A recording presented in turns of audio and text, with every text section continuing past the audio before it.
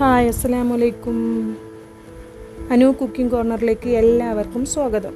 ഇന്ന് മോൾക്ക് നേരത്തെ ക്ലാസ് ഉള്ളതുകൊണ്ട് തിരക്കുള്ളൊരു ദിവസമായിരുന്നു. അപ്പോൾ ആദ്യത്തെ പരിപാടി ചായ ആയതുകൊണ്ട് തന്നെ ചായക്കുള്ള വെള്ളവും വെച്ചു. മറ്റേ അടുപ്പിൽ മോൾക്ക് ചോറ് കുക്കറിലും വെച്ചു.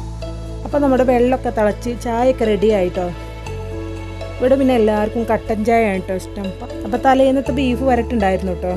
അപ്പോൾ അതിലേക്ക് കുറച്ച് ഉള്ളിയും കിഴങ്ങും മസാലപ്പൊടികളും കുറച്ച് വെള്ളം ഒഴിച്ച് അതൊന്ന് കറിയാക്കാമെന്ന് വിചാരിച്ചിരുന്നു. അപ്പോൾ നമ്മുടെ കുക്കർ ഞാൻ വേഗുന്നുണ്ടേന്നും പറഞ്ഞ് കുക്കിങ് കൊണ്ട് നിൽക്കുന്നുണ്ട് കേട്ടോ. അപ്പോൾ മറ്റേ അടുപ്പത്ത് നമ്മൾ കുക്കറൻ വെച്ചിട്ടോ 3 വിസിലടിച്ചാൽ കറി ഉണ്ടാവുമല്ലോ. ചോറ് വെച്ച കുക്കറൊക്കെ അടുപ്പിൽ നിന്ന് മാറ്റിയിട്ടോ. ഈ ചോറൊക്കെ കൂട്ടാനും കൂടി വേണമല്ലോ. ഒരു തക്കാളി മുട്ടയൊക്കെ വെച്ചൊരു കൂട്ടാനാണ് ഉണ്ടാക്കുന്നത്. ഒരു പാന് വെച്ച് അതിലേക്കൊരു സ്പൂൺ എണ്ണയും ഒരു നുള്ളു കടുകിട്ട് പൊട്ടിയ ശേഷം ഒരു തക്കാളി 2 പച്ചമുളകും അരിഞ്ഞത് ചേർക്കാം. നല്ല വെണ്ണ ഇളക്കി ഒരു നുള്ളു ഉപ്പും കൂടി ചേർക്കാം. അപ്പോൾ നമ്മുടെ തക്കാളിയെല്ലാം നല്ല വെണ്ണം വെന്ത് വന്നിട്ടുണ്ട്. ഒരു മുട്ട പൊട്ടിച്ചൊഴിക്കാം. നല്ല വെണ്ണം ഇളക്കി യോജിപ്പിച്ചെടുക്കാം. നമ്മുടെ മുട്ടയും തക്കാളിയൊക്കെ വെച്ചിട്ടില്ല കൂട്ടാൻ റെഡി ആയിട്ടോ. അപ്പോൾ ചോറൊക്കെ ഊറ്റി പാത്രത്തിലാക്കി ഈ കൂട്ടാനും കൂടി പാത്രത്തിലാക്കി അതെല്ലാം എടുത്ത് വെച്ചാൽ അപ്പോൾ അവർക്കില്ല ചോറ് വെള്ളമൊക്കെ റെഡിയാക്കി വെച്ചിട്ടോ. ദോശക്കിലെ മാവൊക്കെ അരച്ച് വെച്ചിട്ടുണ്ട് കേട്ടോ. അത് പൊങ്ങി വന്നിട്ടുണ്ട്. ഇനി അതൊന്ന് ചുട്ടെടുക്കണം. അപ്പോൾ ഉള്ളിയും കിഴങ്ങൊക്കെ വെന്ത് നമ്മളെ കറി റെഡി ആയിട്ടോ. അപ്പോൾ നമുക്ക് ഇനി ദോശ ചൂടാം. ദോശ ഉണ്ടാക്കുന്നത് പുറത്ത് വറുകടുപ്പിലാണ് കേട്ടോ. അപ്പോൾ നമുക്ക് ദോശ ഇനി ഓരോന്നായി ചുട്ടെടുക്കാം. അപ്പോൾ ചായൻ്റെ പരിപാടിയൊക്കെ കഴിഞ്ഞപ്പോൾ ഞങ്ങൾ പറമ്പിലേക്കൊന്ന് ഇറങ്ങിട്ടോ.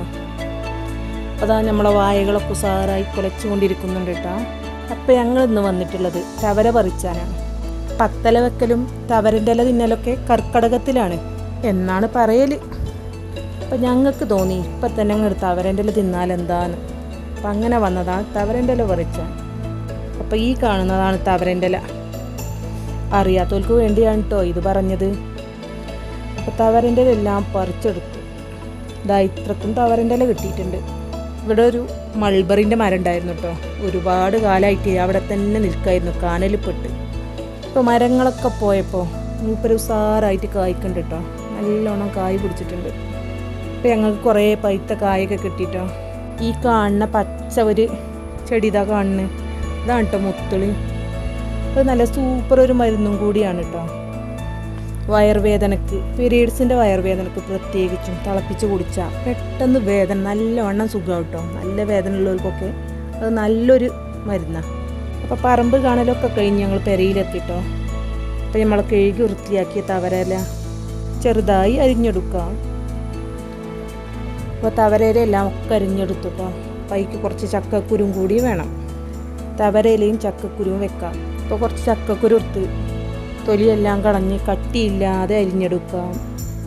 അരിഞ്ഞെടുത്ത ചക്കക്കുരുവിലേക്ക് കുറച്ച് പച്ചമുളകും ഉപ്പും വെള്ളം ഒരു നുള്ളു മഞ്ഞൾപ്പൊടി ഇട്ട് ഒന്ന് വേവിച്ചെടുക്കാം.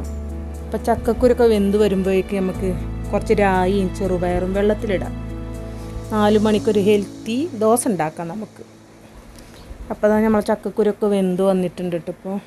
ഇപ്പോൾ നമ്മൾ അരിഞ്ഞ് വെച്ച തവര ചേർക്കാം. അതിൻ്റെ മുകളിലേക്ക് കുറച്ച് തേങ്ങ കൂടി ചേർത്ത് ബാക്കിയുള്ള ഇലയും കൂടെ ചേർത്ത് മൂടി വെക്കാം.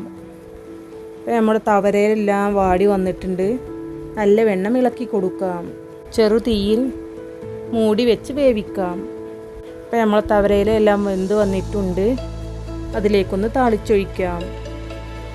ഈ താളിച്ചൊഴിക്കാൻ താല്പര്യമില്ലാത്തവരാണെങ്കിൽ വെളിച്ചെണ്ണ ചേർത്ത് കൊടുത്താലും മതി. ഇപ്പോൾ 3 മണിയായിട്ടുണ്ട് കേട്ടോ.